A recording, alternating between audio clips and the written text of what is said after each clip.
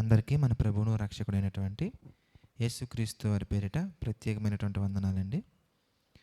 ప్రియమైనటువంటి దేవుని వారలారా, మన యొక్క ఆత్మీయ జీవితం అనేది క్రీస్తు మీద గనక మనం వేసుకొనకపోతే, క్రీస్తు మీద గనక మనం ఆధారపడి మనం వెళ్ళకపోతే, మన ఆలోచన విధానం కానీ, మన యొక్క ఆత్మీయ జీవితంలో ఎదురయ్యే పరిస్థితులు కానీ చాలా విపత్కరంగా ఉంటాయి. అందుకే మనలో కొంతమంది ఒకవేళ ఇలా ఉన్నారేమో ఒకసారి ప్రశ్నించుకుందాం ఈ ఉదయకాల సమయమున. మన లైఫ్‌లో కష్టాలు వచ్చినప్పుడు మాత్రం, దేవా, ఆకాశమందు నీవు తప్ప నాకెవరున్నారయ్యా? నీవు కాకపోతే నన్నెవరయ్యా ఆదుకునేది? అని ప్రార్థనలు చేస్తాం. భక్తి జీవితం చాలా ఉన్నతంగా ఉంటుంది. మందిరంలో మిగిలినటువంటి వాళ్ళకంటే కూడా చాలా గొప్పగా ఉంటుంది. అంటే మనకేదైనా సమస్య వచ్చినప్పుడు, మనం ఏదైనా ఇబ్బందుల్లో ఉన్నప్పుడు ఆత్మీయ జీవితం చాలా ఉన్నతంగా ఉంటుంది కదా. అయితే ఒకసారి ఆలోచించండి ప్రియులారా, ఒకవేళ మనలో గనక ఈ యొక్క సమస్యలన్నీ తొలగిపోయిన తర్వాత కూడా మనం ఇంతే ఆత్మీయంగా ఉంటామా? ఇంతే ఆత్మీయంగా దేవుణ్ణి ఆరాధిస్తామా? అంతే పద్ధతిలో అదే విధానంలో దేవుడి మీద ఆధారపడతామా? అఫ్కోర్స్ చాలామంది చెప్పే సమాధానం ఎలా ఉంటుందంటే, నా లైఫ్‌లో గనక ఈ యొక్క సమస్య గనక తీరిపోతే నిజంగా నేను దేవుని యొక్క సన్నిధిలో ఎల్లప్పుడూ ఉంటా. నిజంగా నేను దేవుడిని అంటిపెట్టుకొని ఉంటా. నిజంగా నేను దేవుని మీద ఆధారపడతా అని చెప్తూ ఉంటాం. కానీ కొంతమంది ఒకసారి మనం ఆలోచించినట్లయితే కనుక, ప్రభువులో వాళ్ళు సమస్యల్లో ఉన్నప్పుడు ఎంత బలంగా ఉన్నారోనండి, సమస్యలన్నీ పోయిన తర్వాత ఆ సమస్యని వీళ్ళే ఎదిరించినట్టుగా మాట్లాడతారు. ఆ సమస్యని వీళ్ళే దగ్గరుండి ఎదుర్కొన్నట్టుగా మాట్లాడతారు. ఆ కష్టాలలో వీళ్ళే ఏదో సాధించినట్టుగా మాట్లాడతారు.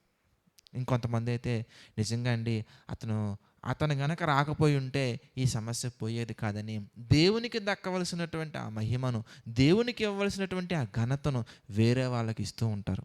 కానీ మనం అలా ఉండకూడదండి.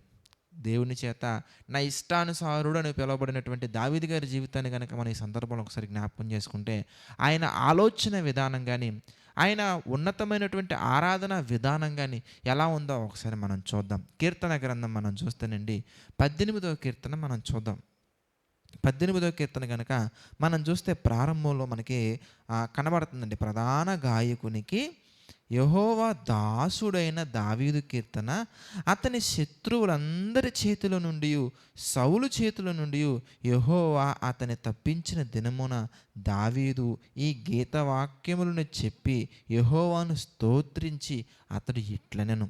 ఏమంటున్నారు ఇంతకీ అని మనం చూస్తే 1వ వచనంలో, 18వ కీర్తన 1వ వచనంలోనండి, యెహోవా నా బలమా, నేను నిన్ను ప్రేమించుచున్నాను.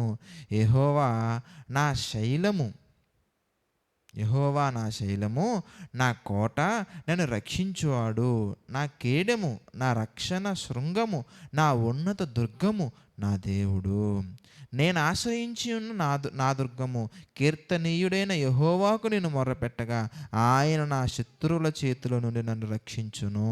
మరణ పాశములు నన్ను చుట్టుకొనగను, భక్తిహీనులు వరద పొర్లు వలె నా మీద పడి బెదిరింపగను, పాతాళపు పాశములు నన్ను అరికట్టగను, మరణపు ఉరులు నన్ను ఆవరింపగను. నా శ్రమలో నేను యెహోవాకు మొరపెట్టి తిని, నా దేవునికి ప్రార్థన చేసి తిని. చూసారా ఎంత చక్కగా ఉందో? అంటే కష్టాలలో ఉన్నప్పుడు, భక్తిహీనులు నా మీదకు వరద వలె పొరినప్పుడు, నా బలం ఎవరు? నా శృంగము ఎవరు? నా కోట ఎవరు? నా దాగుచోటు ఎవరు? నా సమస్తాన్ని ఎవరు ఇలా చేశారని చెప్పేసి ఆయన ఏం చేస్తారు ఎంతకనగానే, దేవుడు తప్పించిన విధానాన్ని దృష్టిలో ఉంచుకొని, దేవుడు తప్పించిన విధమును బట్టి దేవునికే స్తుతులు స్తోత్రములు చెల్లించి ఆయన్నే గణపరుస్తున్నారు, ఆయన్నే కీర్తిస్తున్నారు తప్ప ఎక్కడా కూడా నేను ఇన్ని యుద్ధాలు చేశాను, అన్ని యుద్ధాలు చేశాను, అంత గొప్పవాడిని, ఎంత గొప్పవాడిని అని మాట్లాడినట్టుగా ఎక్కడ కనిపించట్లేదండి. కానీ మనమైతే ఆ ఇంటర్వ్యూలో నేను ఎంత చాకచక్యంగా మాట్లాడానో తెలుసా, ఆ పరిస్థితుల్లో నేను ఎలా ఉన్నానో తెలుసా, ఈ పరిస్థితులు ఎలా ఉన్నానో తెలుసా. నీకు ఆ జ్ఞానాన్ని ఇచ్చింది దేవుడు, ఆ తలాంతునిచ్చింది దేవుడు, ఆ శక్తినిచ్చింది దేవుడు, ఆ కృపను అనుగ్రహించింది దేవుడు. ఆ దేవుణ్ణి మాత్రం మనం పక్కన పెట్టేస్తామండి. కానీ కష్టాలలో ఉన్నప్పుడు మాత్రం ఎలా మాట్లాడతామంటే, నీవు తప్ప నాకెవరున్నారా అంటాం. కష్టాలన్నీ తీరిపోయిన తర్వాత, ఒడ్డుకొచ్చిన తర్వాత, ఆ సముద్రంలో నుంచి ఒడ్డుకొచ్చిన తర్వాత దేవుని మేలుని మనం మర్చిపోతూ ఉంటాం. కనుక మనం కష్టాలు ఉన్నప్పుడు ఒకలాగా, లేనప్పుడు ఒకలాగా ఉండకూడదండి. ఎల్లప్పుడూ కూడా దేవుణ్ణి స్తుతించేవారుగా ఉండాలి. యోబు గారు చూసారు ఎలా అంటారు? దేవుడు ఇచ్చారండి, దేవుడు తీసుకున్నారండి. దేవుని నామమునికే స్తుతి కలుగును గాక. ఆ పదాలు మనం ఎప్పుడు చెప్పగలమండి? అది మనసుతో కాదు. మనసుతో చెప్పేవారుగా మనం ఉంటున్నామా? మాటలతో చెప్పేవారుగా మనం ఉంటున్నామా? మనస్ఫూర్తిగా చెప్పగలిగేలా మనం ఉండాలి. ప్రార్థన చేసుకుందామండి. ప్రతి ఒక్కరు దయచేసి తలలో ఉంచి ప్రార్థనలో ఏకీభవించండి. ప్రార్థన. దయగల తండ్రి, ప్రేమగల దేవ, పరిశుద్ధుడ, మహోన్నతుడ తండ్రి, ఎన్నో లోతైన విషయాలు తండ్రి ఈ డివోషన్స్ ద్వారా మాతో మాట్లాడుతూ మా ఆత్మీయ జీవితాన్ని తండ్రి బలపరుస్తూ మీ చిత్త ప్రకారంగా మమ్మల్ని ముందుకు తీసుకువెళ్తున్నందుకు కృతజ్ఞతాస్తుతులు చెల్లించుకున్నాం తండ్రి. ఈ డివోషన్స్ని తండ్రి ఎంతమంది అయితే చూస్తున్నారో, చూస్తున్న ప్రతి బిడ్డను తండ్రి మీరు జ్ఞాపకం చేసుకోండి తండ్రి. ప్రతి ఒక్కరికి మీ కృప తోడుగుంచి నడిపించండి దేవా. ఎవరెవరైతే తండ్రి ఈ వీడియోస్ తండ్రి అనేక మందికి షేర్ చేస్తున్నారో, షేర్ చేస్తున్న ప్రతి ఒక్కరిని, ప్రతి బిడ్డను కూడా మా తండ్రి మీ చిత్త ప్రకారంగా జ్ఞాపకం చేసుకోండి. మీ ఆలోచన చొప్పున బలపరచండి. మీ కృపలో మా తండ్రి నిరంతరం వర్ధిల్లినట్లుగా సహాయం చేయండి తండ్రి. ఈ పరిచర్యను కూడా మీరు జ్ఞాపకం చేసుకుని తండ్రి, ఈ పరిచర్యను కూడా తండ్రి మీ చిత్త ప్రకారంగా నడిపించండి. మీ ఆలోచన చొప్పున బలపరచండి తండ్రి. మీకే సమస్త మహిమ, ఘనత, ప్రభావాలు చెల్లించుకుంటూ తండ్రి, దీనుండి నన్ను మీరు ఒకసారి జ్ఞాపకం చేసుకుని తండ్రి. ప్రభువా, నాకు చక్కటి జ్ఞానాన్ని అనుగ్రహించండి.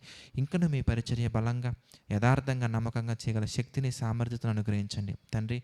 సమస్త మహిమ, ఘనత, ప్రభావాలు మీకే చెల్లించుకుంటూ ప్రతి ఒక్కటి తండ్రి మీ చిత్త ప్రకారంగా జరిగించమని, నడిపించమని వేడుకుంటూ మా ప్రభువును రక్షకుడైనటువంటి యేసుక్రీస్తు వారి పేరిట ఈ ప్రార్థన అడిగి వేడుకొనుచున్నాము తండ్రి. ఆమెన్. అందరికీ వందనాలండి. God bless you all.